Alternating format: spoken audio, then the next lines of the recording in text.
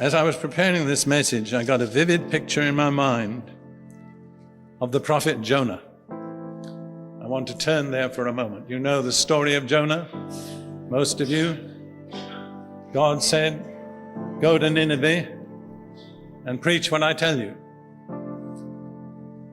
Nineveh was east, and Jonah went the opposite direction. He went west.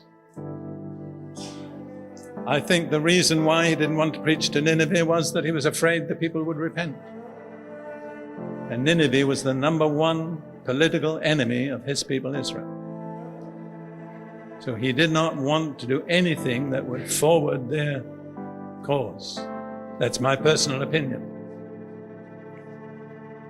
And the remarkable thing is, when God eventually got his way with Jonah, the greatest experience of conversion recorded in history happened through him. An entire city of, people believe, at least 600,000 people was converted. But before that happened, Jonah had to learn a lesson. And this is very interesting, but he lived on the mountains of Galilee. And when he turned his back on God, every step he took was a step downward. He went from the mountains to the plain, from the plain to the harbor, from the harbor to the ship. That wasn't the end. From the ship into the sea. And let that be a warning to each and every one of us. When you turn your back on God, every step you take will be a step down. Well, God was on Jonah's case, and when the ship took sail, it says God hurled out a storm into the sea. And all these pagans began to cry out to God, ask for help. Where was Jonah? The only one who knew the true God. The only one who had the answer. Let me read.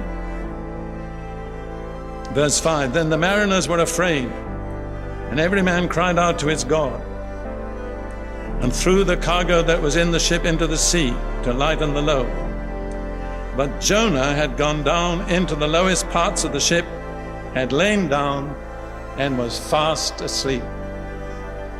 You know what made him sleep? A bad conscience. He couldn't face life. I've met people who take refuge in sleep.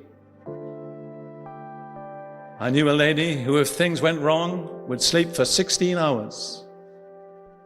That was her escape from life. The captain, who was an unbeliever, came to him and said to him, "What do you mean, sleeper? Arise, call on your God. Perhaps your God will consider us, so that we may not perish." You know, there are a lot of Jonahs in the world today. They've had a call from God. They know full well what God wanted them to do, but it didn't suit them.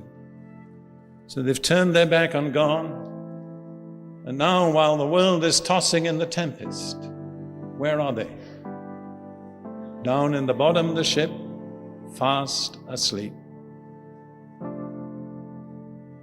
That's a tragic situation. We have some Jonahs here this evening. You know God called you, and you deliberately turned your back on God, and who knows how you got here this evening. But I'm going to give you an opportunity later in this service to change your mind, so you can think that over.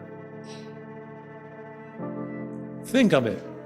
The only man who knew the true God, the only man who had the answer.